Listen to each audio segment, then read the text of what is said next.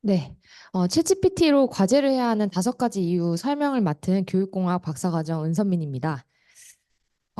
일단 들어가기에 앞서서 선생님들이 현재 벚꽃 시즌이지만 사실 가장 벚꽃의 다른 말은 중간고사 혹은 중간과제라고도 불리고 있는데요.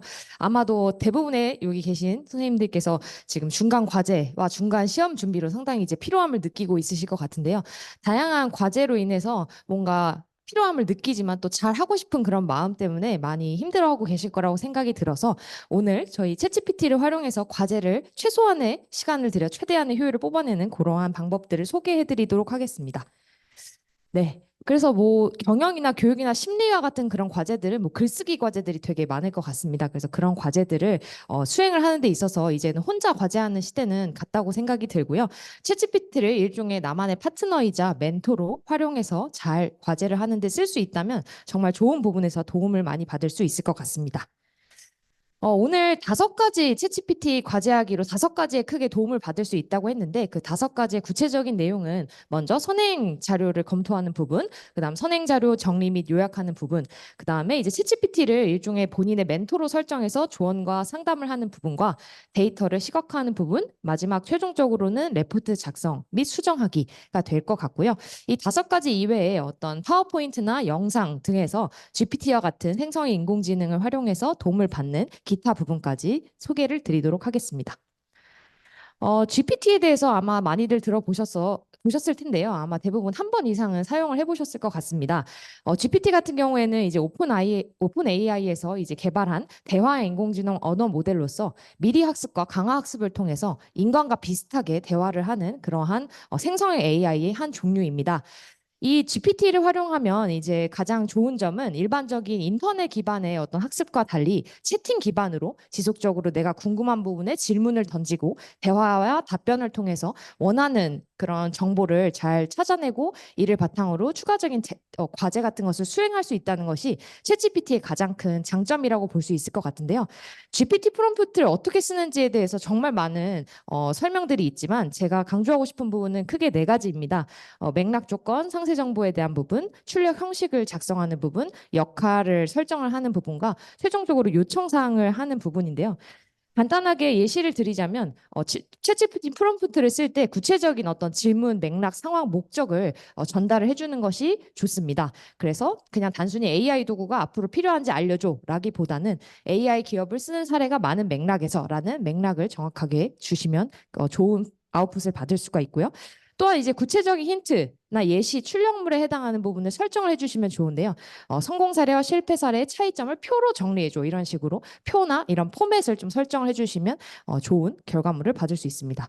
마찬가지로 챗GPT의 구체적인 역할을 설정해서 전문가라고 가정하자. 이런 식으로 어떤 전문가나 교수자 이런 식으로 구체적인 역할을 지정해주면 해당 맥락을 설정시킬 수가 있고요.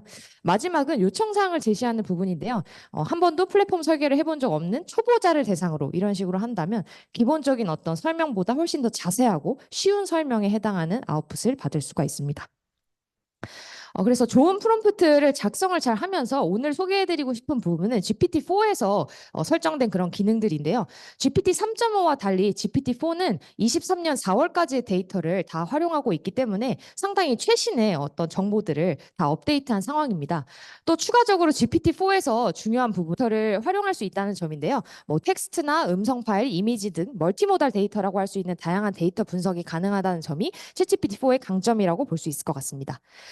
그래서 오늘 GPT-4를 활용해서 선행 자료 검토하기부터 이제 과제를 어떻게 수행할지를 같이 해볼 건데요. 일단은 선행 자료 검토할 때 제가 쓰고 싶은 툴은 GPT-4 안에서 또 GPTs라는 툴입니다.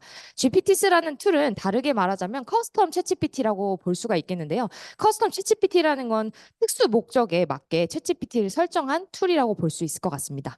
일반적으로 챗GPT한테 질문을 한다면 일반적인 맥락에서 답을 주는 것과 달리 이 GPTs를 활용한다면 특수 목적에 초점을 맞은 GPT를 활용해서 답을 구할 수가 있다는 점입니다. 이 챗GPT, 이 GPTs라는 것은 좀 비유를 하자면 저희가 스타벅스에 가면은 카페라떼 주세요라고 할 수 있지만 카페라떼 안에서도 되게 다양한 옵션을 추가할 수 있잖아요. 그 옵션이 이미 추가된 그러한 옵션을 따로 말하지 않고도 옵션에 추가된 커피를 받을 수 있는 것처럼 특수 목적을 가진 챗GPT가 바로 GPT스라고 볼 수 있고요. 이 안에는 다양한 세부 분야가 있습니다. 뭐 읽기에 특화된 GPT가 있고, 뭐 쓰기에 특화된 GPT가 있고, 연구에 특화된 그런 GPT가 있는데 저희는 선행자를 검토하는 부분에서 GPT스에서 특히 웹파일럿이라는 그런 GPT스를 활용을 해보려고 하는데요. 이 웹파일럿은 아무리 GPT-4라고 해도 사실상 23년 4월까지의 데이터만 활용하고 있다고 말씀을 드렸었죠. 하지만 웹파일럿 같은 경우에는 최신, 사실 지금 이 순간에도 사실 0.1초마다 계속 인터넷 정보가 업데이트되고 있는 그런 상황인데 그 최신의 인터넷 정보를 읽고 분석하고 실시간을 요약하는데 이 웹파일럿이라는 GPT스를 활용할 수 있습니다.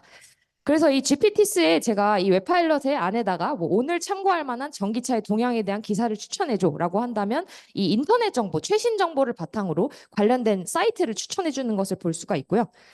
또한 뭐 인터넷 정보에 특정 이제 사이트의 주소를 주면서 이를 바탕으로 키워드를 어떻게 검색해야 될지 좀 모를 때 이에 대한 보조를 받을 수가 있는데요. 뭐 키워드를 어떠한 방향으로 검색을 해야 될지 제시를 해달라고 요청을 준다거나 아니면 분석 보고서에 대한 웹사이트 여기선 제가 한 개를 예시로 들었지만 여러 개 사이트도 참조를 걸 수가 있습니다. 그래서 세 개나 네 개에 대한 사이트를 참조를 거시고 이를 전문가의 입장에서 뭐 요약해줘, 한국어로 제시해줘 이런 식으로 하면은 관련된 최신의 인터넷 정보를 분석을 하는데 활용할 수가 있습니다. 선행 자료를 이제 잘 찾았다면 이 선행 자료를 정리하고 요약하는 데도 상당히 많은 시간이 소요가 되죠. 이때 쓸 수 있는 GPT스는 스컬러 GPT와 GPT 리서처 오피셜이라는 두 개의 GPT스인데요. 이 두 가지 이 GPT스는 선행 연구들을 정리하고 요약하는 데 특화된 GPT스입니다. 하지만 이 둘의 GPT스의 차이점을 굳이 구하자면 스컬러 GPT 같은 경우에는 해당하는 하나의 논문을 좀 더 심도 있게 다각도적으로 이해하는 데 도움이 되는 GPT고요. 뒤에 있는 GPT 리서치 오피셔는 전반적인 어떤 설명이나 트렌드 분석에 좀 용이한 GPT스입니다. 그래서 뭐 미래 역량에 대한 최신 연구 동향을 제시해주고 관련 논문을 추천을 받는다던가 아니면 연구의 함의를 파악하는 데도 해당하는 GPT들을 활용할 수 있습니다. 그래서 이제 아까 스컬러 GPT가 최신 논문 검색이나 어떤 특정 논문을 심도 있게 이해하거나 연구 논문 작성 보조에 도움을 받을 수 있다라고 말씀을 드렸는데요. 연구 논문의 제목을 그대로 인용을 해가지고 이 해당하는 논문에 대한 주요 내용에 대해서 요약하거나 이런 것들에 대한 부분도 보조를 받을 수가 있고요. GPT 리서처 오피셔는 전반적인 트렌드 분석에 용이한 GPT이기 때문에 뭐 해당하는 그 디지털 그 최신 연구 동향을 바탕으로 어떠한 관련 논문이나 기사를 참조할 수 있는지 이에 대한 함의는 무엇인지를 추가적인 사이트를 같이 참조하면서 정리 및 요약하는 것을 확인할 수 있습니다. 이 선행자를 정리 및 요약하게 할 때 좀 주요한 포인트는 정리 포맷을 설정하는 것이 상당히 효과적이라는 것입니다. 이 정리 포맷을 설정을 해야 되는 이유는 무엇이냐면요. GPT를 일반적으로 출력 포맷을 지정해주지 않고 그냥 단순히 뭐 경향성을 설명해줘라고 한다면 매번 출력물의 형태가 약간씩 달라집니다. 그래서 선생님들이 컨트롤 C, 컨트롤 V에서 어떤 정리를 할 때 다른 형식 때문에 매번 약간씩 이 부분을 수정을 해야 된다는 점인데 만약에 표준화된 응답 어떤 포맷을 정리하고 이것을 바탕으로 요약을 해달라고 한다면 여기에 맞춰서 모든 연구가 요약 및 정리가 되기 때문에 좀 더 편리하게 이 출력물을 잘 활용하실 수 있을 것 같습니다. 세 번째는 조언 및 상담 받기입니다. 아무래도 일반적으로 조언이나 상담을 받으려면 교수님들을 찾아가야 한다는 상당히 어려움과 불편함이 있는데요. 이 GPT를 개인 맞춤형 전문가로 만드는 그런 기능이 있습니다. 이 해당하는 기능은 커스텀 인스트럭션이라는 그런 기능입니다. 그래서 이 커스텀 인스트럭션의 기능을 활용을 한다면 GPT에게 본인이 원하는 페르소나를 주입을 해서 이 전문가의 역할을 부여하고 이에 맞는 응답을 받을 수 있다는 것이 이 커스텀 인스트럭션의 주된 기능인데요. 제가 두 가지가 커스텀 인스트럭션에서 상당히 중요합니다. 맨 처음은 먼저 페르소나 모델링을 해줘야 되는데요. 자기가 원하는 전문가의 역할을 부여를 해서 GPT가 그 역할에 기반해서 답을 창출할 수 있게 하는 것이 페르소나 모델링이 됩니다. 그래서 사용자가 원하는 그런 페르소나를 설정하는 게 페르소나 모델링이고 두 번째 중요한 부분은 챗GPT 리스폰스 포맷 세팅인데요.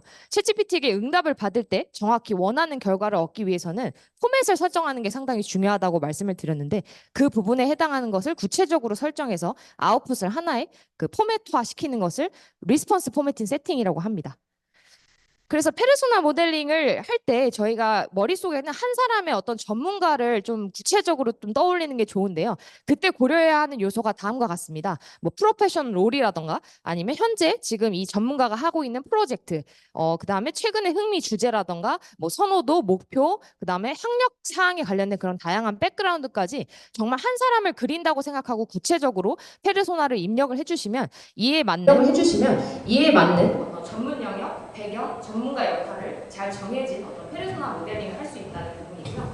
아무래도 GPT가 프롬프트를 입력을 할 때 영어로 프롬프트를 입력하는 게 좀 더 잘 이해를 하기 때문에 영어로 프롬프트를 작성하는 게 좀 더 도움이 됩니다.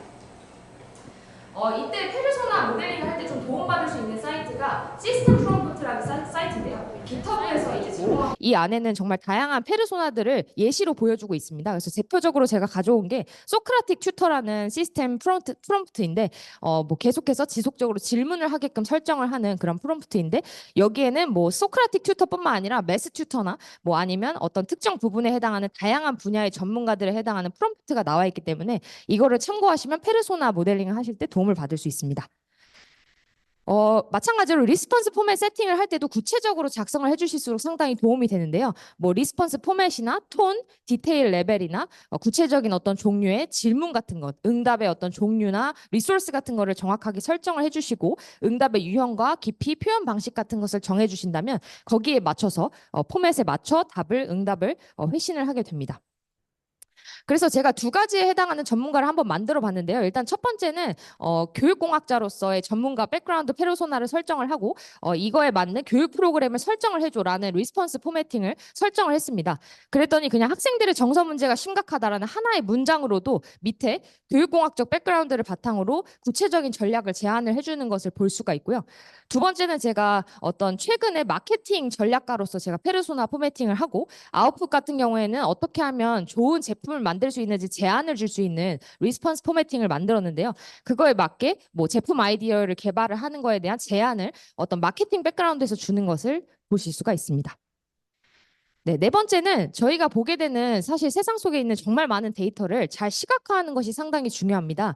데이터는 사실 크게 보면 양적 데이터와 질적 데이터 이렇게 두 가지로 나눌 수 있을 것 같은데요.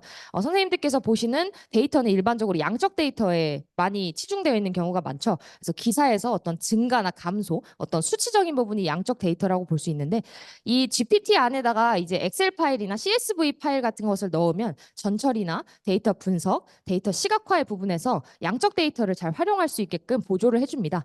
그래서 저 같은 경우에는 태블릿 PC 최근 보급률에 대한 엑셀 파일을 넣고 이를 이제 시각화하고 구체적으로 이제 막대 그래프로 제시를 해달라고 했는데요. 이 막대 그래프에 따라서 이제 지역별, 가로축의 지역별 전체적인 유세지를 세로축으로 해서 이렇게 시각화된 것을 볼 수가 있고요. 그것뿐만 아니라 아까 설명드렸을 때 GPT-4는 사실 다양한 멀티모달 데이터를 활용을 한다고 했는데 시각적 데이터도 이렇게 사진을 통해서 분석이 가능합니다. 그래서 저는 잘 모르는 분야긴 하지만 사진을 몇 개 가져와서 유산균으로 추정되는 균주를 배양한 어떤 실험에 대한 구체적인 설명을 넣으면서 이걸 바탕으로 분석을 진행을 해달라고 했더니 이미지 1, 2, 3에 대한 군집 개수나 평균 면적, 총 면적 같은 것을 정확히 분석을 해주는 것을 볼 수가 있고요. 물론 이 결과가 100% 완벽하다는 것은 아니지만 이것을 바탕으로 선생님들께서 과제를 하실 때 추가적인 참고 사항으로 활용하실 수가 있습니다. 아까 양적 데이터 말고도 또 하나의 축이 질적 데이터인데요. 질적 데이터는 대표적으로 면담이나 뭐 이런 데이터들이 되겠죠. 그래서 이러한 데이터에 파일 같은 것을 넣으시고 이러한 것에 대한 초기 코딩이나 주제 분석, 워드 클라우드 같은 시각화가 가능합니다. 그래서 최근에 이제 저희 연구실에서 했던 인간 AI 협력 면담 데이터 2개 정도를 넣고 이를 바탕으로 워드 클라우드를 제가 해달라고 했더니 이런 식으로 가장 많이 나오는 인간, 뭐 면담자, 대한, 대화 이런 이제 워드 클라우드가 강조된 시각화된 워드 클라우드 이런 식으로 시각화를 처리한 것을 볼 수가 있습니다.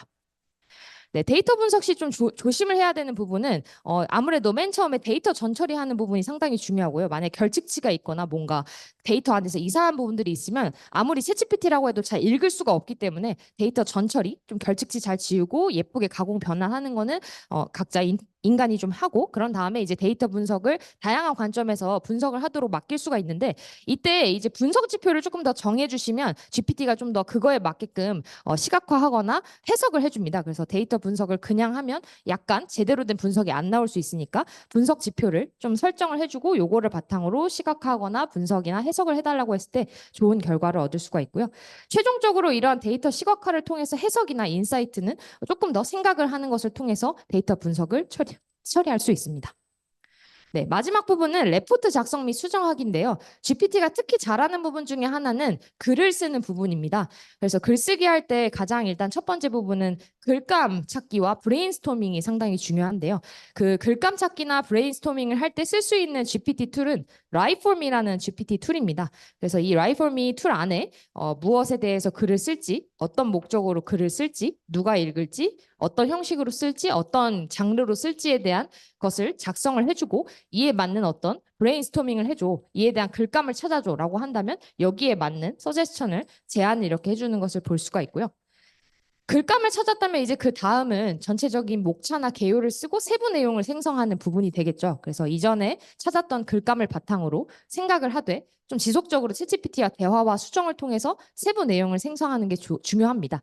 이때 이제 근거나 정보, 이유 같은 부분을 좀 제시를 해주면서 이 물어보면은 좀 더 개요나 세부 내용을 생성할 때 좀 논리적인 피드백을 받을 수가 있는데요.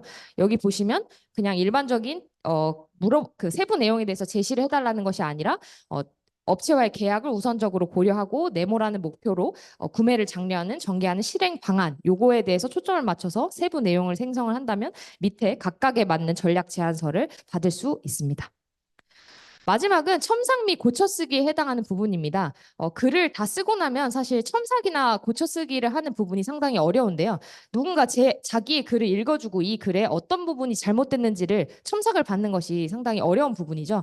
그래서 아무래도 교수님들께서 일반적으로 첨삭에 해당하는 기준, 그 어떤 점수에 대한 세부 기준표를 아마 주시는 가능성이 높은데 그 기준표를 넣고 이것을 바탕으로 내 글에서 뭔가 요지에 벗어난 내용은 없는지 논리적인 어떤 부분에서 틀린 부분은 없는지 어법에 맞게 썼는지 이런 부분들을 세부 사항에 대해서 교수님께 드리기 전에 첨삭을 받고 고쳤을 수 있으면 좀 더 좋은 과제물이 제출이 될 수 있을 것 같습니다.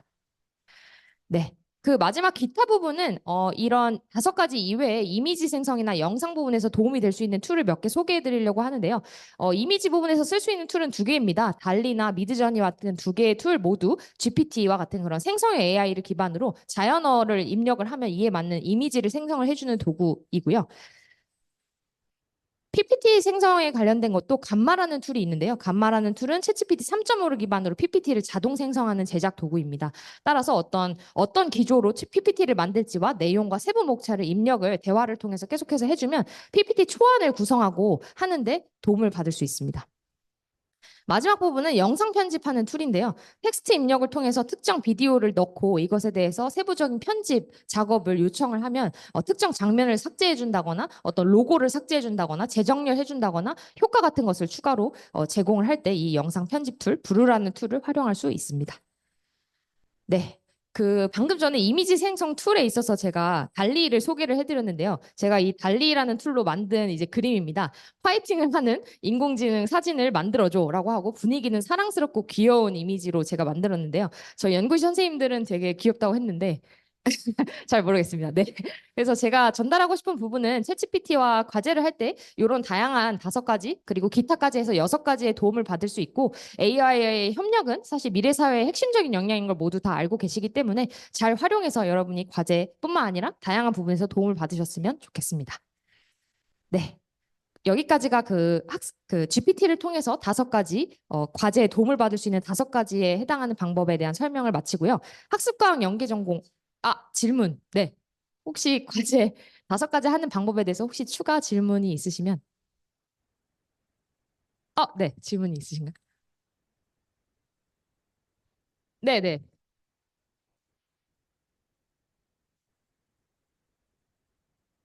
네. 좀 더 의미 있는 피드백을 받으시려면 그 교수님께서 설명하신 부분들 있잖아요. 이번 레포트에서 뭐 3점이 이제 총 최종 점수면 3점에서 요거를 유의하면 3점이고 아니면 2점이고 아니면 1점이다. 이런 것들을 좀 구체적으로 세부적으로 넣어주시면 좀 맥락에 맞는 피드백을 받으실 수 있습니다. 그런 연구들이 이루어지고 있거든요. 근데 그게 이제 사람과 사람이 같이 채점을 해도 좀 차이가 발생하잖아요. 네, 그런 것처럼 GPT하고 사람이 같이 채점을 해도 차이가 조금씩 발생을 해요. 네, 그런 차이가 조금 있고 그걸 이제 줄여 나가기 위해서 어떤 방법들을 사용할 수 있을지 그런 연구들이 되고 있는 걸로 알고 있습니다. 혹시 또 다른 질문이 있을까요? 예, 그래서 챗GPT가 생성형 AI의 좀 대표적인 예로 많이 이야기가 되고 있고 이게 교육에도 굉장히 많은 영향을 미칠 것 같아요. 특히 학생들이 이제 미래 직업과도 연결이 돼서 생성형 AI가 어떤 직업을 더 만들고 혹은 어떤 직업을 사라지게 만들지 이런 것에 대한 논의가 있는데 이제 미래 학생들이 챗GPT와 같은 이제 생성형 AI를 활용해서 어떻게 자기가 이제 원하는 것들을 해 나갈 수 있는지 그런 역량을 길러주는 게 굉장히 중요한 교육이 해야 되는 역할이고 이 분야를 공부하는 데 있어서 학습과학이 굉장히 중요한 어떤 지식이나 기술의 원천을 제공할 수 있다고 생각이 듭니다. 그럼